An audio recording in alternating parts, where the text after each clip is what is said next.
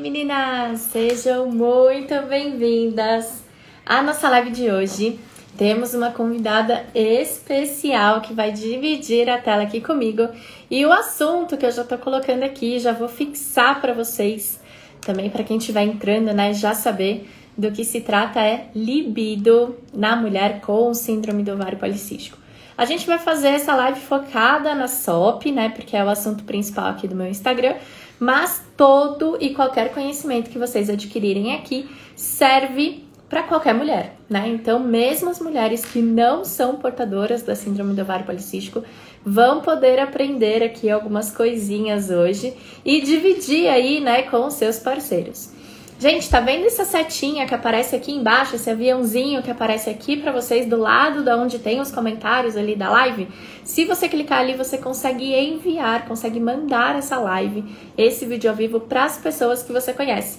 Então, por favor, clica aí e envia esse vídeo para as mulheres, para as amigas, para as parentes e familiares que você tem aí, porque eu tenho certeza que todo mundo vai gostar das dicas que a Ju vai deixar aqui com a gente hoje. Enquanto ela não entra aqui para dividir a tela comigo, quero que vocês coloquem aqui nos comentários se essa é a primeira vez ou não que você está me vendo ao vivo e da onde você é. Deixa aqui pra mim se você é de São Paulo, se você é do Brasil, se você é de Portugal. Gente, tem muita gente de Portugal aqui. E o que eu acho muito engraçado é que toda vez que uma portuguesa vem conversar comigo, ela acha que, coitada, ela tá sozinha, só ela que é de Portugal e me segue. E vocês são, ó, e muitas aqui no meu Instagram. Assim como também são muitas nos nossos programas e nos nossos cursos. Vocês não estão sozinhas, viu? A Ju já chegou. Ju, pede para dividir aqui comigo, porque não apareceu a sua solicitação. E, gente, deixando também aqui um recado para vocês, hein? Está aberto o nosso grupo VIP de oferta em comemoração ao mês das mulheres do nosso programa Maratona de Combate à SOP. Então, se você quer garantir uma vaga aí na Maratona de Combate à SOP, com um super desconto e uma mega oferta em comemoração ao mês das mulheres, essa é a sua chance.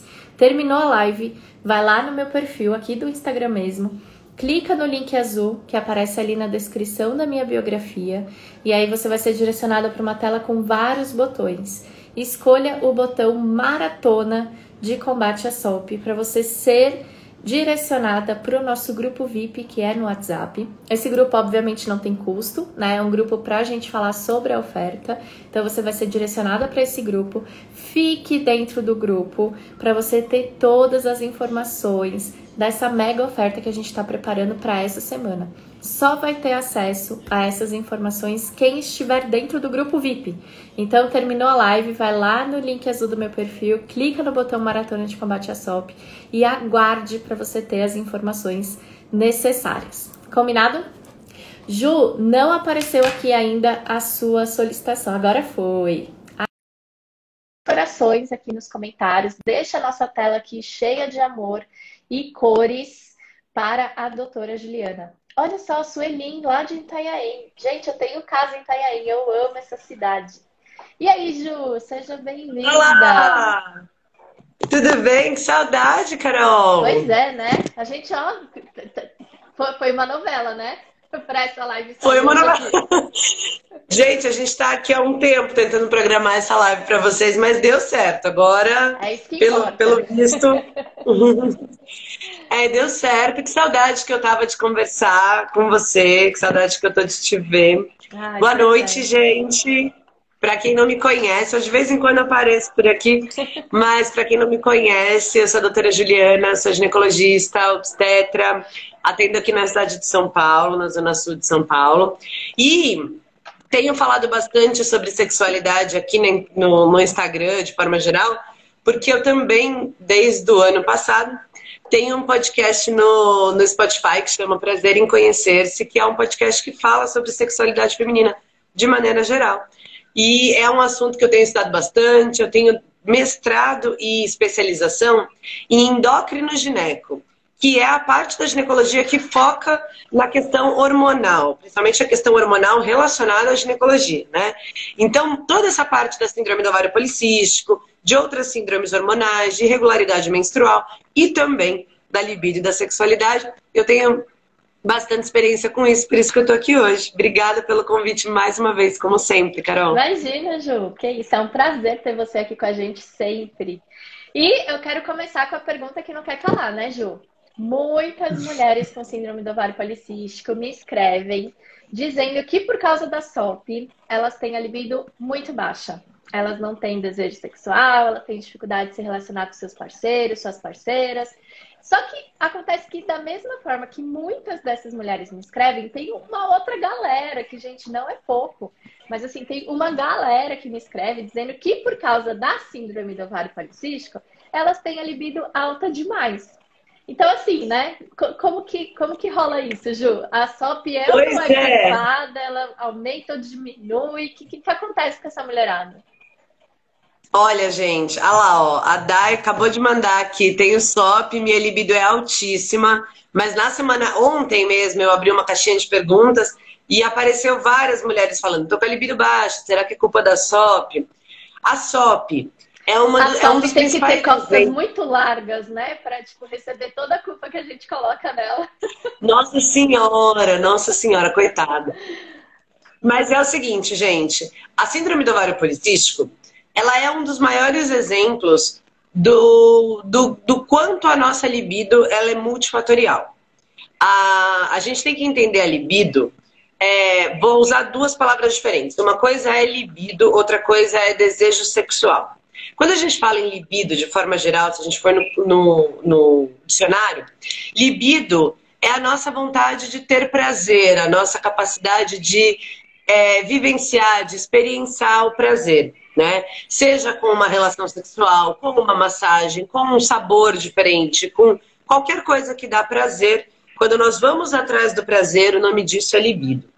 Desejo sexual é basicamente o que a gente chama de libido no dia a dia, que é a vontade de ter prazer através da relação sexual, através da atividade sexual como um todo, né? E a gente tem que entender que sim, a libido, o desejo sexual, ele tem um componente hormonal, até porque é através da relação sexual que a gente se reproduz. Então, em todas nós fêmeas e todas as outras mamíferas aí, tem que ter um componente instintivo e não consciente para a gente ter relação sexual. A gente tem que ter uma vontade que vem do além para poder se reproduzir. Agora, a grande questão a nossa libido, ela não é só hormonal, ela não é só culpa do estrogênio ou culpa da testosterona. Por que isso acontece? Se a gente pensar nas fêmeas, na natureza como um todo, o nosso objetivo enquanto ser vivo, enquanto mamífero, é economizar energia. O nosso corpo quer economizar energia. Se eu falar para todo mundo, vamos ali no sofá dar uma descansadinha agora, todas vocês vão. Porque o nosso corpo tem vontade de economizar energia o tempo todo. Eu vou também. Então, agora. Exato. Então, aí a questão pensa na leoa que tá lá no meio da selva, que não tem consciência de nada, não tem cobrança nenhuma na vida. Pra que o corpo dela vai querer gastar energia tendo relação sexual no momento que ela não pode se reproduzir? A questão o hormônio, ele vai impulsionar a gente a ter relação sexual, os hormônios como um todo, principalmente no momento onde a gente pode se reproduzir, que é no período fértil, né? Então, lá no nosso ciclo menstrual, a gente tem esse momento no qual o nosso estrogênio vai subindo na hora que a gente vai se preparando para ovular. Junto com o estrogênio, o ovário produz mais testosterona e ela vai subindo quando a gente vai se preparando para ovular. Por isso que quando a gente chega no pico dessa preparação, que é o período que a gente está ovulando, o estrogênio e a testosterona estão mais altos. E isso causa essa libido espontânea, essa vontade de ter relação de forma espontânea. Agora, nem tudo é hormônio, porque afinal esse processo que eu falei de se preparar para ovular, pico ovulatório, acontece uma semana no mês, né? E o resto? No resto, vem a tal da libido, pelo significado exato da palavra, que é: eu quero a relação sexual pela vontade de ter prazer, e não pela vontade instintiva de reproduzir. E aí essa vontade de ter prazer, ela não depende só de hormônio. Aliás, ela não depende de hormônio, basicamente. Ela depende... O que depende do hormônio vai ser a resposta sexual. Então, se quando a gente começar ali um estímulo, pegar numa parte que dá um gostosinho, ver alguma coisa, o nosso corpo vai responder ficando excitado, a vagina ficando molhada, a vulva ficando inchadinha. Essa resposta depende dos hormônios. Agora, a vontade, quando a gente não está no período fértil, nós mulheres fomos programadas para não ter essa vontade contínua o mês inteiro. É normal que a gente não tenha, né? Isso é importante a gente saber para toda mulher, independente da SOP. E aí a SOP é o maior exemplo disso. Por quê? Por um lado, as mulheres que têm SOP, quando estão com a SOP desregulada, elas têm um excesso de testosterona, né? Às vezes um excesso manifestado por sintomas e às vezes um excesso nos exames laboratoriais. Isso significa que o seu corpo está respondendo mais à testosterona quando a SOP está desregulada. E isso, de alguma maneira, pode aumentar a sua resposta sexual. Então, qualquer estímulo que você nem perceba, uma música que está lá longe, sei lá, do Marvin Gaye, da Anitta, qualquer coisa, ou um carinhozinho no pescoço que seu parceiro faz, ou uma cena de novela, alguma coisa que você lembre, que você veja, estimula e a sua vontade sexual responde, essa testosterona em excesso faz responder tão fortemente que nem dá pra dar tempo de ver que isso foi um estímulo. Na maioria das vezes foi uma vontade que veio do além. E isso acontece na SOP porque a resposta androgênica da testosterona está aumentada. Por outro lado, como eu acabei de falar que a SOP não é só hormonal, e ela tem muito dessa outra vontade de ter prazer que é totalmente psicológica e depende totalmente da nossa entrega, do nosso relaxamento, da nossa concentração. Metade das mulheres podem ter uma libido mais baixa, não por conta do hormônio, mas porque mesmo com a testosterona lá nas alturas, a autoestima está baixa. A disposição por conta da resistência à insulina está baixa.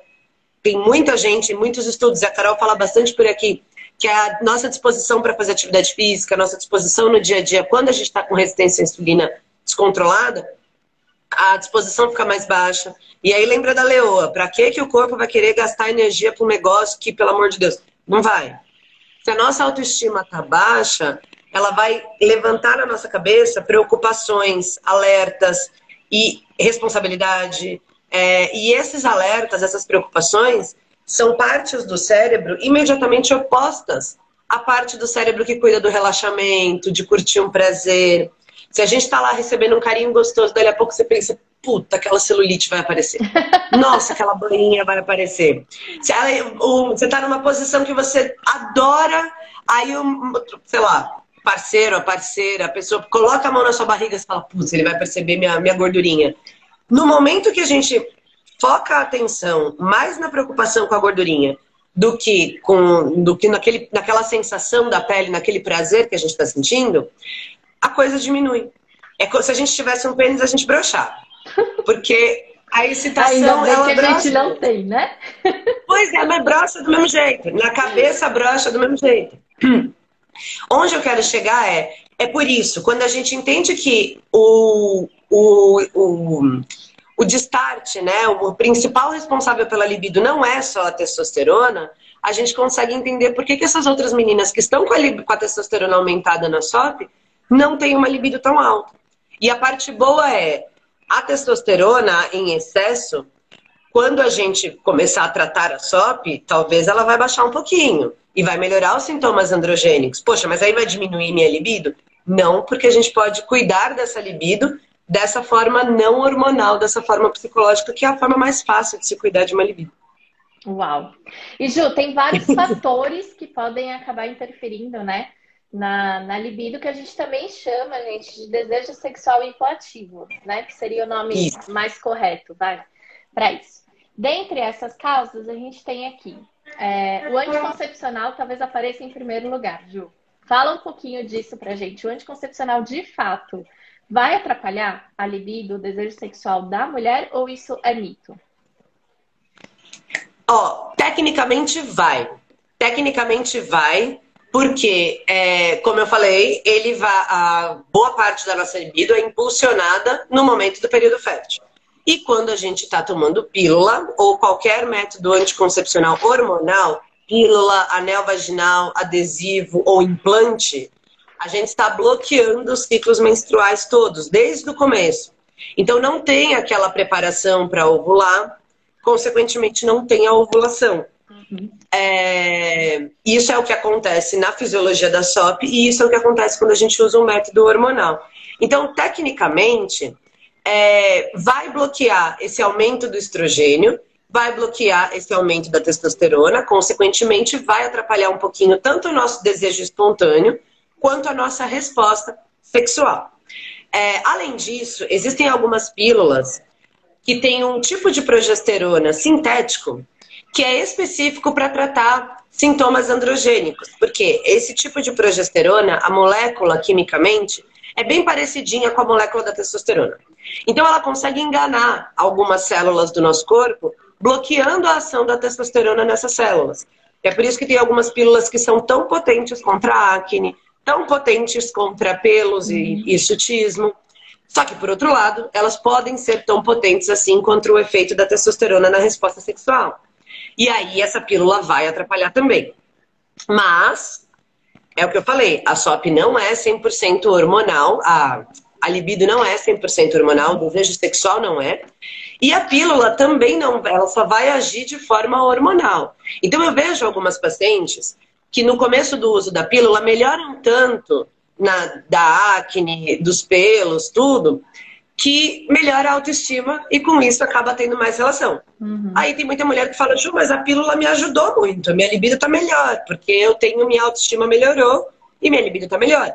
Pra gente ver como não é só uma questão hormonal. Outra coisa que ajuda muito tem muitas mulheres que perdem um pouco o medo de engravidar quando estão tomando a pílula e ficam tão seguras de que não vão engravidar que conseguem uma libido melhor, conseguem ficar menos preocupadas e se entregar melhor na relação. Então, tecnicamente sim, a libido é um problema, a pílula é um problema, e quando você tem um problema, uma das primeiras coisas que a gente pode fazer é tentar tirar a pílula. Mas isso não significa que toda mulher que toma pílula precisa tirar para melhorar a libido. Aquela que está com a pílula e está com a libido ok, e não tem nenhuma outra contraindicação e nenhuma outra vontade de tirar a pílula, também não precisa tirar só por causa disso. Ótimo. E Ju, dentre as coisas que a gente também separou aqui como razões, né, como possíveis causas desse desejo sexual hipoativo, tem as alterações de tireoide. Então quer dizer que não são só as alterações hormonais da SOP ou só as alterações hormonais provocadas pelo anticoncepcional que podem interferir nessa questão da libido, né? Explica um pouquinho pra gente isso. Pois é. A tireoide ela vai funcionar um pouquinho de forma indireta, mas ela vai ter bastante efeito sim. O que vai acontecer? Ela vai diminuir o nosso... Se a gente tem um problema de hipotireoidismo, a gente vai ter uma diminuição total do metabolismo. E aí isso vai interferir tanto na velocidade de respostas do corpo. Então, para a gente ficar excitada, a gente precisa ali de uma circulação acontecendo mais para irrigar melhor a genitália, de um coração batendo mais forte para melhorar essa circulação, a nossa pele respondendo com mais sensibilidade. E tudo isso vai ficar lentificado se a gente tiver um hipotireoidismo. Além disso, a disposição do nosso corpo fica bastante lentificada, a gente pode ganhar um pouquinho mais peso, e isso tudo favorece direta e indiretamente a libido. Então, quando a gente tem um problema de libido, apesar de toda essa parte psicológica aí que é importante tratar, todo ginecologista precisa avaliar toda essa parte hormonal, e não é só testosterona, para ver se tem alguma coisa aí que precise tratar. Às vezes eu já fiz diagnóstico de hipotireoidismo só por essa queixa. Caraca, muito bom. E medicamentos, Ju? Agora nessa questão, né, nessa época de pandemia, isolamento social, lockdown de novo, a gente tem observado que as questões relacionadas à depressão, ansiedade, síndrome do pânico estão ficando cada vez mais comuns. E as pessoas estão usando mais antidepressivos e ansiolíticos. Esse tipo de medicamento também interfere na questão do desejo sexual? Muito, muito. Para vocês entenderem direitinho por quê, aquilo que eu falei de que o desejo sexual e a relação sexual é uma fonte de prazer, e quando não tem aquela coisa de reprodução, ela é única e exclusivamente uma fonte de prazer, é importante a gente entender que ela vai agir no nosso corpo como qualquer outra fonte de prazer. Então, a relação sexual, ela vai dar prazer pra gente, fazendo orgasmo, é claro, Mas aquele prazer, a sensação gostosa do orgasmo, é porque ela libera endorfinas, serotonina e outras substâncias de prazer na nossa cabeça. Da mesma forma que um chocolate libera, da mesma forma que uma atividade física que a gente gosta libera, da mesma forma que uma festa libera, qualquer coisa. Qualquer coisa que dá prazer pra gente, né? Que uma série gostosa de assistir libera, tudo isso. Quando a gente tá precisando de um pouquinho de prazer, às vezes isso é uma motivação pra gente buscar ou um chocolate, ou uma atividade prazerosa, ou o sexo. Então o nosso cérebro às vezes o cérebro vai fazer você ir atrás de sexo por conta de vai lá procurar um negócio que solte endorfina na sua cabeça. O que o antidepressivo faz? E qualquer remédio ou contra a ansiedade ou contra a depressão. Ele vai fazer sobrar mais substâncias de prazer na nossa cabeça, pra gente ficar continuamente felizinha, né? Então ele vai continuamente deixar sobrar mais serotonina, mais outros tipos de endorfina. E aí, pra que seu corpo vai querer buscar se já tá lá? Entendeu? Então, existem alguns... Eu tô falando de uma forma bem simples, mas para vocês entenderem que faz sentido. Existem alguns tipos de substâncias na cabeça, a dopamina, a noradrenalina, que não atrapalham, que vão melhorar um quadro depressivo sem interferir tanto na libido. Nesse caso, esse tipo de antidepressivo é bacana, ele não vai interferir tanto assim na libido. Agora, existem outros que agem exatamente nesses mesmos neurotransmissores que a relação sexual faz. E aí vai atrapalhar a libido. Então, tudo isso que a gente está falando não é para proibir vocês de tomar o remédio ou para, amanhã eu tenho que parar de tomar pílula, amanhã eu tenho que parar de tomar minha fluoxetina. Não é isso.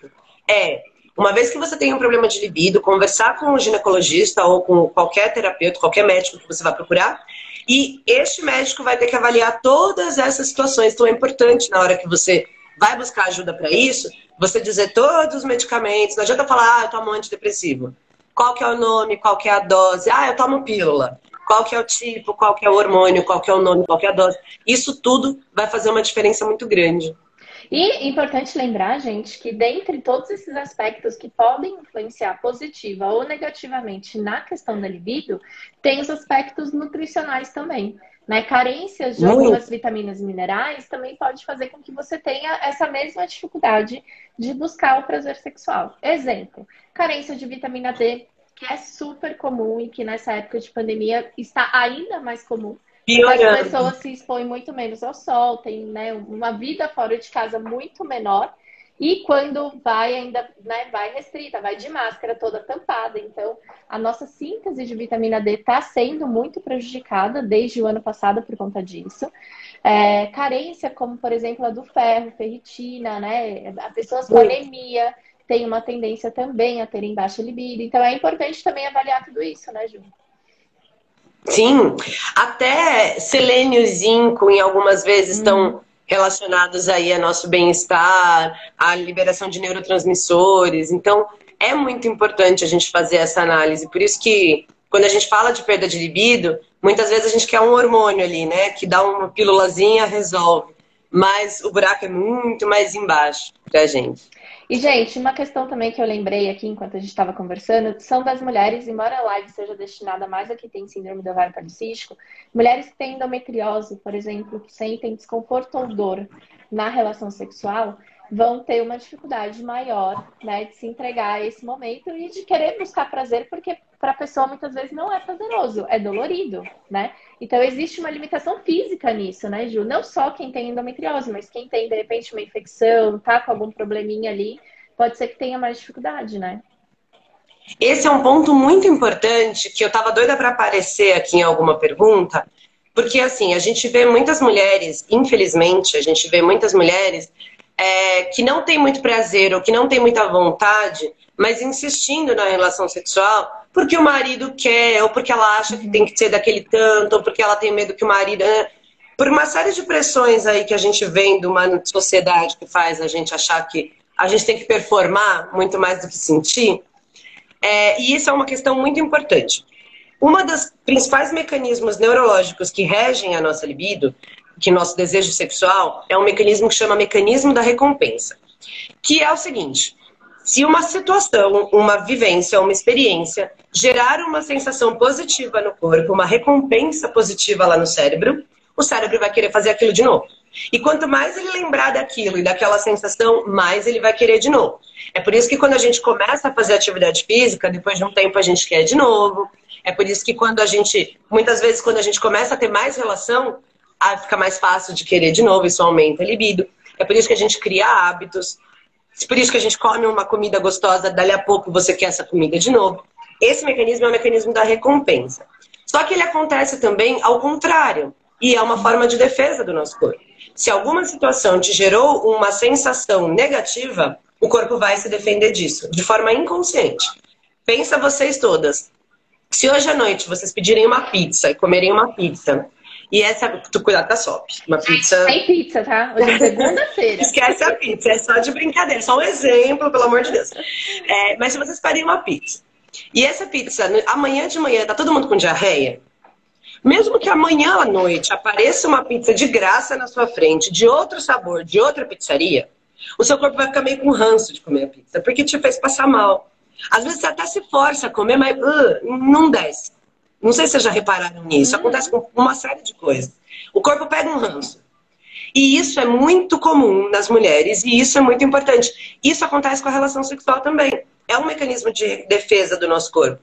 Se uma relação sexual te causa dor, te causa constrangimento, te causa, sei lá, cansaço mais do que prazer, preocupação mais do que prazer, se você se sente constrangida, se você se sente com vergonha, se você se sente dolorida, se te causou alguma coisa ruim, o corpo não vai entender que foi aquela relação com aquela pessoa e a próxima vai ser diferente. Não. O corpo vai falar assim, sexo gerou coisa ruim. Logo, tchau, sexo.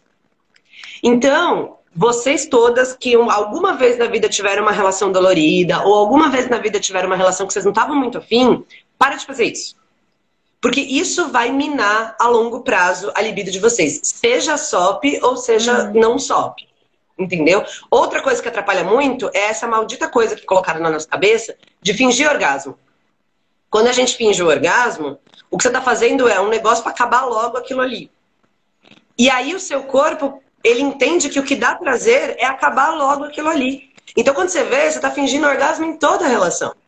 E a sua libido não vai aumentar por causa disso, porque, porra, por que eu vou gastar energia com uma coisa que vai me fazer querer acabar logo? Então é melhor a gente diminuir um pouquinho a frequência, falar com o marido, trazer o marido para ver essa live, procurar ajuda e depois começar a ter relações com qualidade do que aumentar a quantidade meio que do jeito que for e isso atrapalhar a nossa libido. Então principalmente no caso da endometriose, isso é muito comum e é um negócio que dá pra gente tratar, tem que acabar com isso. E Ju, aproveitando que você falou, né, nessa questão de pedir ajuda, né, de trazer o marido para perto, o parceiro, a parceira, enfim, conversar sobre isso. Qual que é o momento de um casal procurar ajuda? Quando que a gente sabe que tá na hora de buscar um profissional e que profissional a gente deve buscar? Tá. Bom, a primeira coisa boa parte dessa, quando eu tava falando lá no comecinho, dessa parte da nossa libido, de como funciona, que é normal cair, é normal voltar. Eu vi muita gente falando isso. Você foi a primeira, a Aninha falou, você foi a primeira médica a falar a realidade de nós mulheres com SOP, taranã. Nós não aprendemos essa questão de que a nossa libido é transitória. Aliás, quando a gente aprende o sistema reprodutor feminino lá na 7ª série, a gente não aprende sobre libido. A gente aprende da vagina, que é um buraco que entra o pênis e reproduz. Mas aonde está a nossa fonte de prazer, que o sexo é prazeroso, a gente não aprende. Por todas essas questões meio padrão, meio machistas aí da sociedade. Então, a gente sabe muito pouco da nossa sexualidade. A gente não sabe, por exemplo, que 2/3 do mês é normal a gente ter uma diminuição da vontade espontânea. Que a gente precisa de estímulo e para responder, mas espontaneamente a gente não vai. E se nós mulheres sabemos pouco da nossa própria sexualidade, imagina os homens. A referência que eles têm é eles. E eles podem ter nenê a qualquer momento, porque eles têm espermatozoide a qualquer momento, eles não ovulam uma vez por mês. Então eles têm a libido estável a qualquer momento. Por isso que com eles é totalmente diferente. Então eu acho que o primeiro ponto, quando você vê que está rolando um conflito ali na relação, é procurar informação. Se a mulher já tem esse tipo de informação, para vocês todos que estão aqui, por exemplo, o primeiro ponto é conversar com ele. é abrir esse canal de comunicação. Primeiro porque quando a gente começa a conversar com os homens sobre isso, a gente abre espaço para falar, ó, por exemplo, eu gosto de um carinho aqui, eu não gosto desse outro.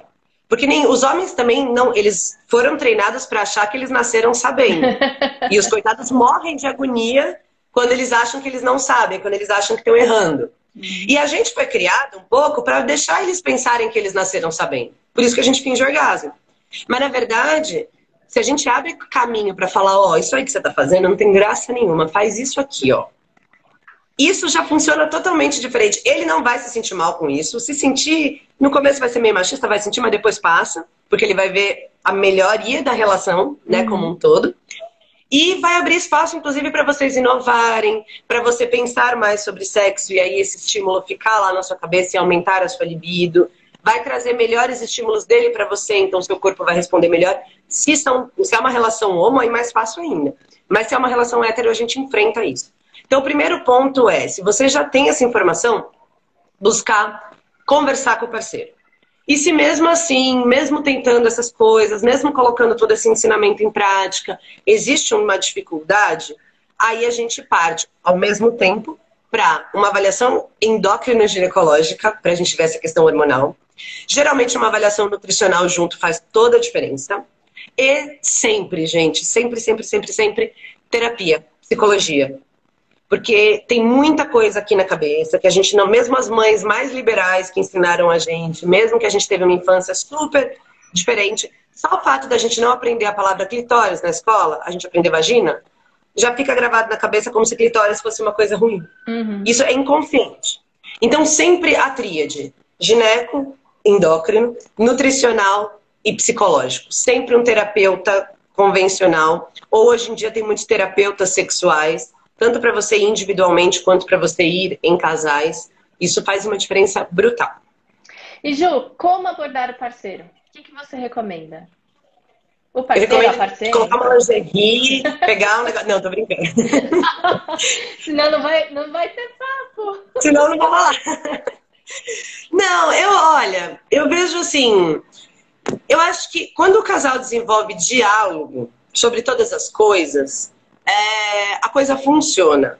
Eu acho que a abordagem do parceiro e a abordagem da sexualidade como um todo, ela tem que ser feita de forma natural. Se a gente cria todo um negócio, a gente já está avisando para o nosso cérebro que a sexualidade é um negócio complexo, é um negócio perigoso. Se ele aprende isso, ele vai ter um ranço disso, porque isso gera mais preocupação do que prazer. Lembra? É só a gente entender o mecanismo que fica mais fácil. Então, se a gente fala com o marido, então, sabe, ontem a gente fez um negócio na cama, mas assim, foi tão difícil de me dar orgasmo, e eu vi que o clitóris fica não sei aonde, e ontem, será que hoje, se a gente tentar de uma maneira, vamos tentar diferente? Ou, ai, amor, sabe que eu vi uma amiga que falou pra mim que ela levou um vibrador pra brincar no meio da relação e o negócio funcionou. Ou, como eu já vi até algumas pacientes fazendo, assim, sabe que eu procurei uma gineco hoje pra falar porque eu achei que meu desejo não tá muito bacana? E ela falou que às vezes isso é normal e que a gente precisa de um pouquinho mais de estímulo. Quer ver? Vem pra live dela aqui. Se a gente traz isso numa conversa, da mesma forma que a gente fala, ai amor, você viu o preço da carne que subiu? Se a gente traz isso dessa maneira, né?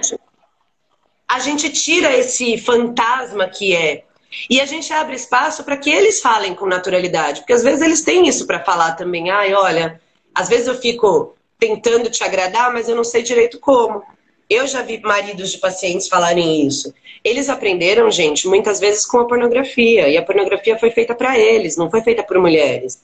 E isso só atrapalha, porque eles acham que o jeito certo é um, a gente sabe que o jeito certo é outro e ninguém se entende. Então, a gente abrir esse canal de comunicação de forma natural é bom pra gente e bom pra eles. E isso independe da síndrome do ovário policístico. Você contar pra ele que você tem um problema com essa gordurinha ou com essa espinha, às vezes ele vai falar que espinha, mulher, nunca nem vi espinha em você. E isso vai mudar toda a sua visão sobre você mesmo. Tudo isso faz muita diferença. O segredo é naturalidade. Com certeza. E Ju, a mulher que opta pelo uso do anticoncepcional, né? A gente fala muito aqui, eu falo muito que o anticoncepcional não trata a SOP, mas, gente, é muito importante dizer que ele também não vai atrapalhar o tratamento, né? Existem muitas mulheres que optam pelo anticoncepcional como método contraceptivo e tá tudo bem, você consegue tratar a SOP mesmo enquanto usa o anticoncepcional. Essa mulher que optou pelo anticoncepcional ali como método contraceptivo porque não quer engravidar e confia no anticoncepcional como método seguro, ela tá fadada a ter uma libido mais baixa? Aquela mulher que já sabe que o anticoncepcional influencia negativamente, né? Ela já sentiu isso. Ela tá fadada a ter libido baixa ou não? Como que a gente pode melhorar isso? Teoricamente, não. Ela tá fadada a não ter o período fértil. Então, talvez ela esteja fadada a não ter uma libido espontânea que vem do além, que faz a gente levantar do sofá querendo sexo, que é o comum do nosso período fértil, né? Isso talvez ela esteja fadada a não perceber. Porém, se ela estimula esse desejo de outras formas, de formas que estimulam a vontade de ter prazer psicológica e não a vontade física, ela vai conseguir ter uma libido normal, um desejo e um prazer sexual normal. Então, por exemplo, é aquilo que eu falei, às vezes, para começar a fazer uma atividade física, você precisa ir ali se arrastando, você precisa experimentar uma atividade, depois a outra, até que uma hora engrena e você vai voltar da atividade falando, nossa, que bom que eu fui. Na relação sexual é a mesma coisa. Às vezes essa mulher, ela vai ter que procurar estímulos, ela vai ter que consumir mais conteúdos, tentar mais estímulos, trazer mais sexualidade para a vida dela, para que ela consiga deixar isso fresquinho na cabeça, fazer o cérebro lembrar dessa recompensa o tempo todo e daí querer de novo. Isso vale para qualquer mulher, mesmo para as mulheres que usam DIU, que usam qualquer outra coisa, e estão com a SOP descontrolada. Porque um dos principais questões da SOP é essa mulher não está ovulando. Enquanto ela não está ovulando, ela não necessariamente tem um período fértil bonitinho que sobe e desce. Então, ela também vai ter esse problema hormonal da libido, igual a da pílula. Mas, se a gente consome esses conteúdos, se a gente estimula isso de outras formas, a gente consegue recuperar quase que completamente essa libido. E também existem alguns suplementos nutricionais e fitoterápicos que podem dar um empurrãozinho, que vão trazer esse estímulo hormonal que a pílula deu uma rebaixada. Não é suficiente, eles só dão um empurrãozinho. Se a gente coloca o negócio, o fitoterápico, a coisa, a gente vai melhorar um tempo, mas se a gente não trata esses estímulos e traz a sexualidade para a nossa vida, para o nosso hábito, para o nosso dia a dia, para a nossa rotina, quando a gente tirar o fitoterápico, o negócio vai embora junto. Isso é muito importante deixar bem claro. E, gente, eu separei aqui top 10, hein? Os 10 melhores alimentos. Eu até vou anotar isso. Os 10 melhores alimentos para melhorar a libido. E eu tenho também aqui os 5 melhores chás que podem ajudar na melhora da libido. Mas eu só vou contar isso, Ju, se a nossa live chegar ali e bater uns 300 participantes. O que você acha? Bora! Aqui, ó. Bora, gente! Então, ó. Me ajuda, que eu também preciso dessa lista, pelo amor de Deus. Olha só, gente, clica nesse aviãozinho aí, ó, e faz esse númerozinho subir aqui até 300. Se chegar em 300, eu conto os top 10 alimentos e os 5 melhores chás, beleza? A gente tem o quê? 20 minutos. Dá tempo. Eu acho que dá. Enquanto isso, enquanto o pessoal tá aqui convidando as amigas, eu quero que você fale um pouquinho da questão dos lubrificantes. Nunca tinha surgido essa pergunta pra mim, mas pra você deve ter, né, já aparecido. E quando eu abri a caixinha da live, ela veio. Lubrificante pode piorar sintoma de SOP, pode piorar sintoma de endometriose, interfere em alguma coisa na questão da libido? Conta um pouquinho sobre isso pra gente. Lubrificantes depende do que a gente está chamando de lubrificante. Lubrificantes do tipo à base de água, posso falar marca? Posso falar marca, né? Pode. Lubrificantes do tipo KY, do tipo que vem na camisinha, que são à base de água, não atrapalham em absolutamente nada. Algumas mulheres podem achar que por conta do lubrificante aumentou um pouquinho a secreção vaginal, aumentou a umidade vaginal, aquele corrimentinho fisiológico que a gente tem, mas isso não é uma alteração do lubrificante em si. É de toda a relação sexual, de toda a questão hormonal. Ele não vai interferir nos hormônios, então ele não vai interferir na SOP de maneira nenhuma. Pode usar sem medo, quanto precisar. O que pode acontecer às vezes é que existem algumas pomadas, alguns géis vaginais na farmácia, que não precisa de receita para comprar, que são à base de hormônio, que são à base de estrogênio. Alguns têm ação local, só, não vai absorver esse estrogênio para o resto do corpo. Outros podem ter uma absorçãozinha desse estrogênio para dentro do corpo. E se a gente já está tendo uma alteração hormonal, que é a SOP, que é uma situação metabólica que gera uma predominância estrogênica, um aumento do estrogênio, e isso causa uma série de problemas no nosso corpo, se eu estou usando um negócio na vagina que absorve mais estrogênio ainda, estrogênio sintético, eu posso vir a atrapalhar. Então, às vezes a gente chega lá na farmácia e fala, então, eu estava querendo um negócio aqui para melhorar minha vagina, não lubrifica tão bem. E aí a farmacêutica não examinou tudo, quer tentar te ajudar. Com a melhor das intenções, ela te dá uma medicação dessa, que ajuda sim, principalmente mulheres na menopausa, no climatério, mas isso pode atrapalhar quando você tem um diagnóstico de SOP e isso não foi abordado. Então, a melhor coisa é, se for KY, se for qualquer semelhante, lubrificante à base de água, compre e usa sem medo, aproveita. Se for algum outro tratamento que você compra na farmácia, o ideal é procurar uma orientação médica antes, para não levar gato por lebre aí. E tem o nosso queridíssimo óleo de coco, né, Ju? Que até perguntaram aqui nos comentários. Eu também, ó, gente. Óleo de coco não serve pro cabelo, tá? Não passem óleo de coco no cabelo, gente. Não é bom. Mas lá rola. Lá dá certo. Rola. Óleo de coco é excelente para usar na vagina. Tanto na vagina lá dentro, na vagina mesmo, quanto na vulva, na região externa. Ele tem um pH igualzinho vaginal, então ele equilibra o pH vaginal. Para quem costuma ter candidíase depois da relação, vaginose, corrimentos, coceiras, etc., o óleo de coco é perfeito. E ele funciona muito bem como lubrificante também. Só no caso para mulheres que não vão usar camisinha com látex. Então, que você já é casada, você tem algum outro método contraceptivo, você já usa DIU lá, você não vai usar camisinha, já fez todas as doenças, tá tudo bem, não vai usar camisinha, se joga no óleo de coco. Se por acaso é uma relação que você usa preservativo como contraceptivo ou uma relação eventual, às vezes não com parceiro fixo, tal, que você vai usar preservativo, o látex do preservativo reage com a gordura do óleo de coco e isso pode causar um atrito e até furar o látex da camisinha. Então, de duas uma, ou com a camisinha de látex, lubrificante de água, ou com óleo, se for só óleo de coco que você tem e precisa lubrificar, usa uma camisinha sem látex. As duas coisas não vai adiantar, nem para lubrificar e nem pela segurança da camisinha. Tem uma seguidora aqui, Ju, que comentou que quando faz uso do preservativo, ela, além de sentir dor, ainda fica muito seca. Existem pessoas que têm alergia ao látex, né? E não são poucas as pessoas. Tem. E aí a gente, uma das tentativas, quando isso acontece, uma das tentativas é essa mesmo. Hoje em dia tem muitas marcas de camisinha. Antigamente, vou falar marca, era só da Blowtex. Hoje em dia tem várias outras marcas de camisinha que não tem látex, que são látex free. Então, uma das tentativas é tentar usar isso. Outra tentativa que é muito comum. Ju, látex é disruptor endócrino? Não, a princípio não. Pelo menos até agora não tem nenhuma. Tem algumas. O problema é que nem tudo que é látex é só látex. Uhum. Né? Hoje em dia tem muita mistura química aí. Então tem algumas coisas, até vibradores, algumas coisas que eles estão estudando, alguns componentes similares à borracha que eles estão usando. Mas a princípio, látex, seringueira e tal, até agora não se comprovou nada não. Tá, boa. E aí o que eu ia falar em relação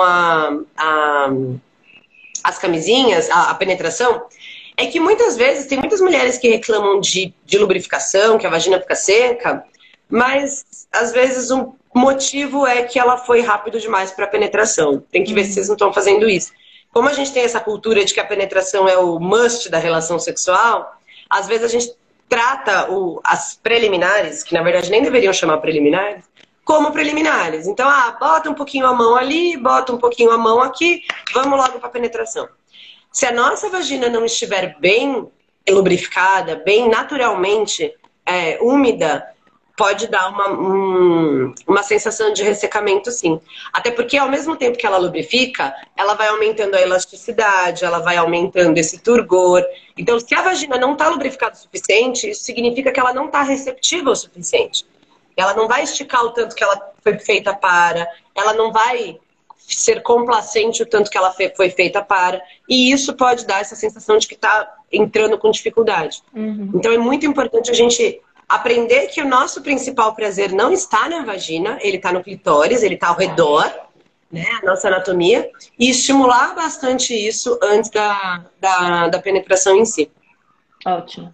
E, Ju, aproveitando aqui, enquanto a nossa live não bate os 300, gente, se não bater 300 eu não vou contar. Eu vou contar só lá no canal do Telegram. Aí vocês têm que ir lá no canal para descobrir. A Larissa Poxa, gente, ajuda aí. A Larissa fez uma pergunta, e, gente, lembrando, né, que essa questão da libido tem tudo a ver com a questão da autoestima, tem tudo a ver com a questão psicológica, do momento que você está vivendo, e etc e tal. Eu acho que essa pergunta tem tudo a ver, que é o escurecimento da vagina. Tem mulheres que têm a pele ali um pouco mais escurecida ou tem algum tipo de mancha e isso acaba de alguma forma deixando a mulher insegura no momento da relação e pode interferir negativamente na libido. Então eu acho justo a gente responder a pergunta dela aqui, que é o porquê isso acontece, né? Por que há esse escurecimento da pele. E aí você já aproveita e conta pra gente como que a gente pode amenizar e reverter isso. Gente, eu vou embora. Olha só. Não, voltei, só fui abrir a janela aqui, o papo tá me dando calor. Vamos lá.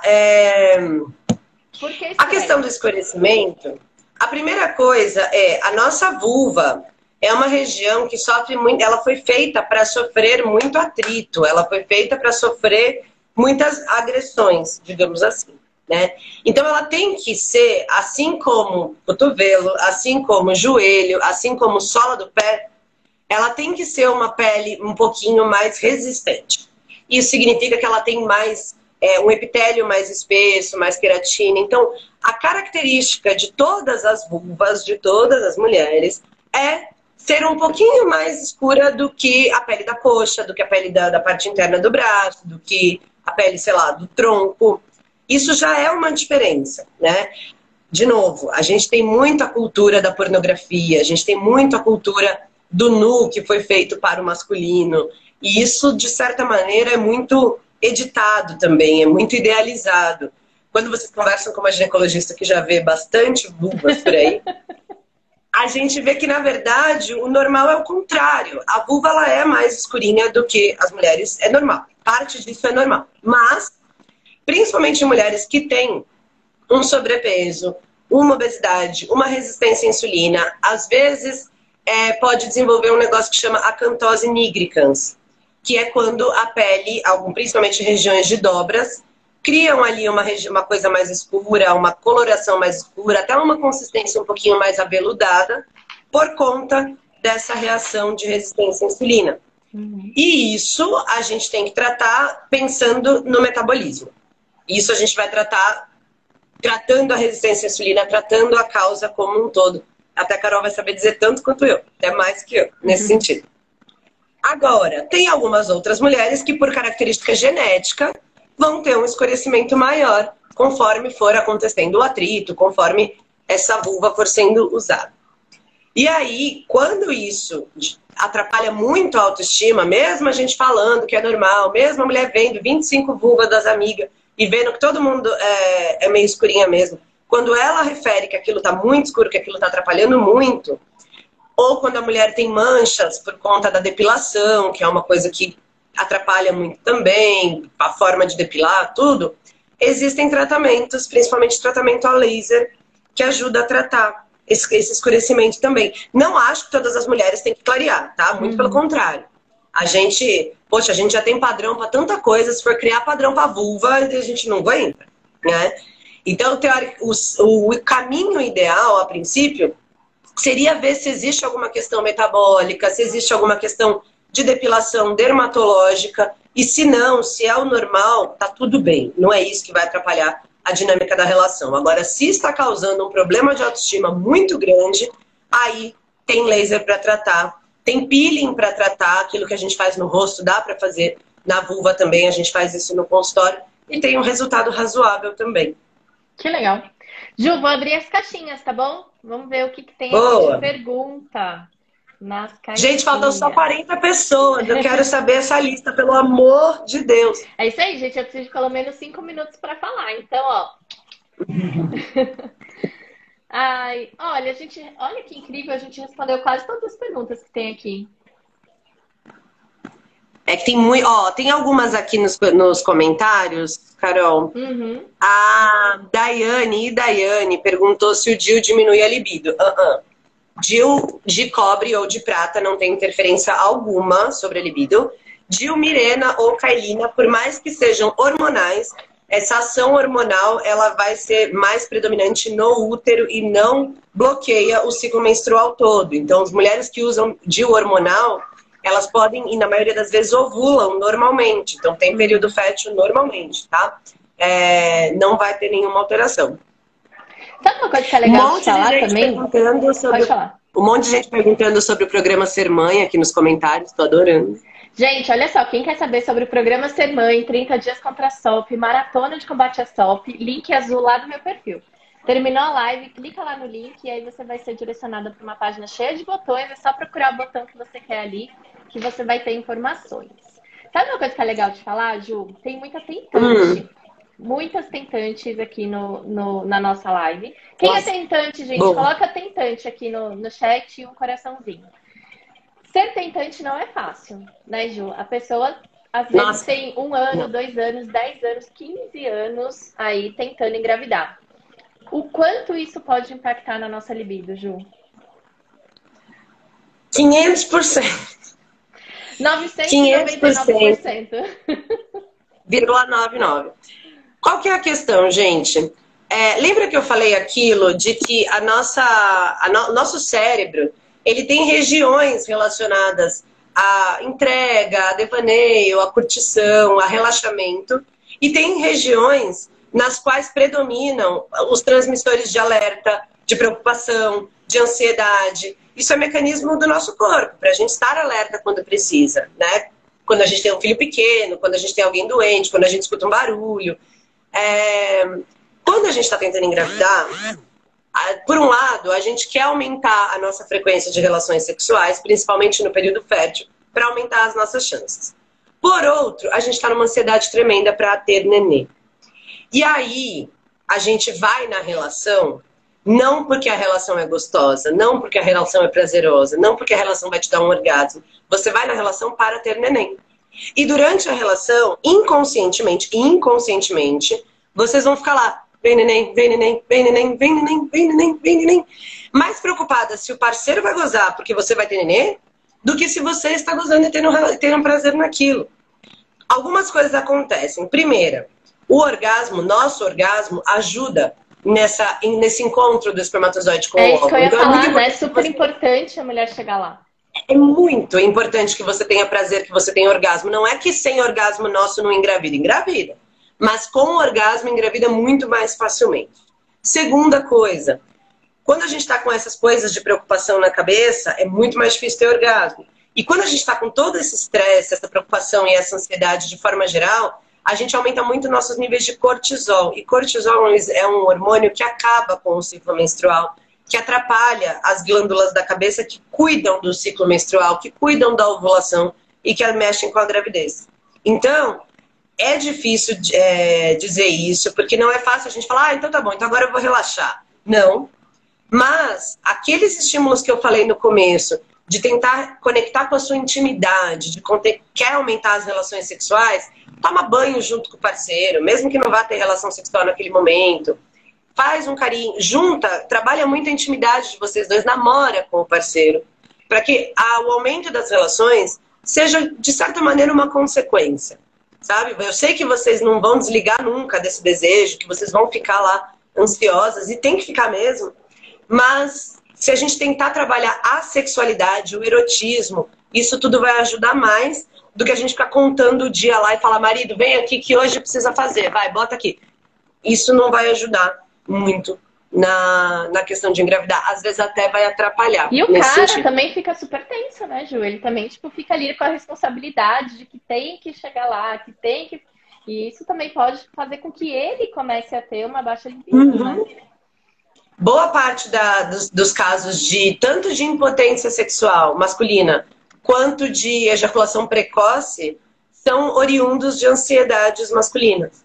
Então, quanto mais existe essa pressão sobre o homem, que às vezes também é inconsciente, isso vai acontecendo e aí vai degringolando. É a tua libido que abaixa e a ejaculação precoce dele ou a impotência dele. E aí a gente caminha para uma baixa até na frequência e nas chances de engravidar. É isso aí. Gente, lista dos 10 alimentos, 10 melhores alimentos e 5 melhores chás para libido, vai lá pro nosso canal do Telegram. E eu quero aproveitar para agradecer a Ju por essa live incrível. Ju, é muito bom dividir live com você sempre, não importa qual é o assunto. Você é muito boa, você é muito didática, é muito simpática. As meninas amam quando você vem aqui. Então, eu preciso muito, muito te agradecer por ter disponibilizado esse tempo aqui para explicar tanta coisa bacana pra gente. Imagina, Carol, eu amo você, eu amo a sua abordagem, você sabe disso. Eu estou com saudade de você no consultório, inclusive. Irei. Mas, mas eu adoro fazer isso. Ah, não, pois mas não precisa. Não, mas vamos esperar passar. Agora espera um pouquinho. Agora espera um pouquinho mesmo, melhor. Mas a questão eu gosto muito de explicar isso. Inclusive, esse tema de sexualidade me desperta muito essa vontade de explicar, porque eu acho que a gente tem essa missão meio que de libertar as mulheres. A gente sofre muito de amarras e de expectativas da sociedade com a gente, da gente com a gente mesmo, sobre sexo, e isso atrapalha muito mais do que ajuda. Até por isso eu vou convidar todas vocês, quem quiser, lá no meu Instagram. Teve gente que perguntou aqui qual que é o Instagram da ginecologista. Tá aqui lá em cima ali, junto com o da Carol. É @ doutora Juliana Vieira Norato. E lá na bio, naquele link azul, igual o da Carol, tem o link direto para o podcast. Tem um destaque também direto para o podcast no Spotify. Vocês vão gostar, porque é esse mesmo papo, esses mesmos mecanismos, conversado dessa mesma maneira. Eu espero que ajude muito. E quem tiver mais dúvidas que não deu tempo, vai lá pro direct e a gente conversa também. Ou deixa aqui pra Carol que ela me marca e a gente conversa também. Sim, tem caixinha de perguntas ainda nos stories. Essa caixinha vai até amanhã, gente. Então, se a sua dúvida não foi respondida aqui na live, deixa a sua pergunta lá pra gente. Eu e a Ju vamos te responder aí nas próximas horas. E é importante também dizer, gente, que... Ju, é seu telefone vibrando? Loucamente aí? Mas já parou. Gente, não é parto. Não é parto. Então tá. Gente, é importante dizer que a fofa da Ju aqui embaixo tem aulas incríveis disponíveis para vocês lá na nossa maratona de combate à SOP. Então eu falei no começo da live, né, que quem não está ainda no nosso grupo VIP de oferta, corre para esse grupo, porque a gente vai disponibilizar uma oferta incrível, válida somente essa semana. As inscrições vão acontecer só na quinta-feira e só para quem estiver dentro do grupo. Então, quem não estiver no grupo não vai saber de nada disso. Entra no grupo, você não paga nada para entrar no grupo, é só clicar no link azul do meu perfil e depois no botão Maratona de Combate à SOP. E se você se tornar a nossa aluna ao longo da semana, então se você fizer a sua inscrição aproveitando essa mega oferta que a gente vai fazer essa semana, você vai ter um módulo inteiro, cheio de aula da doutora Juliana, lá para vocês. Então, olha só que mega oportunidade. Lembra, Ju? Quais são, gente, Lembro. São muitos temas, são muitas aulas, tem conteúdos incríveis e que são exclusivos para alunas. Então, não percam tempo. Entrem lá no grupo e fiquem lá esperando quietinhas a gente explicar todas as condições que a gente preparou para essa semana. Ju, muito obrigada. Já estive nesse grupo, vale muito a pena, gente. Brigadão, Carol. Beijo. Fiquem com Deus. Beijo. Ótima noite. Boa noite, Ju. Se cuidem bastante e aproveitem a libido de vocês. É isso aí, né? O papo já esquentou, agora vocês vão lá praticar. Mas antes, anota aí que amanhã, 6 horas da tarde, então 18 horas, tem live minha com a doutora Andressa, do Endocrinologia em Dia. Ai, que maravilha! E a gente vai falar de disruptores endócrinos. Então, muitas dúvidas, né? Sobre o que é disruptor. Eu até perguntei aqui na live, e aí teve gente falando, disruptor endócrino, o que é isso? Gente, amanhã, 18 horas, vocês vão entender melhor o que é esse universo dos disruptores endocrinológicos ou endócrinos e como fazer para evitar né, a influência negativa desses elementos na saúde da mulher portadora de síndrome do ovário policístico. Então não perca, Ju, você é nossa convidada também. Eu vou super, eu adoro esse tema e até vou caçar minha pergunta para ver se tem alguma atualização sobre látex que eu não tô sabendo. A gente conversa amanhã. Ah, que ótimo. Então, até amanhã, gente. Fiquem com Deus. Beijo. Tchau, tchau.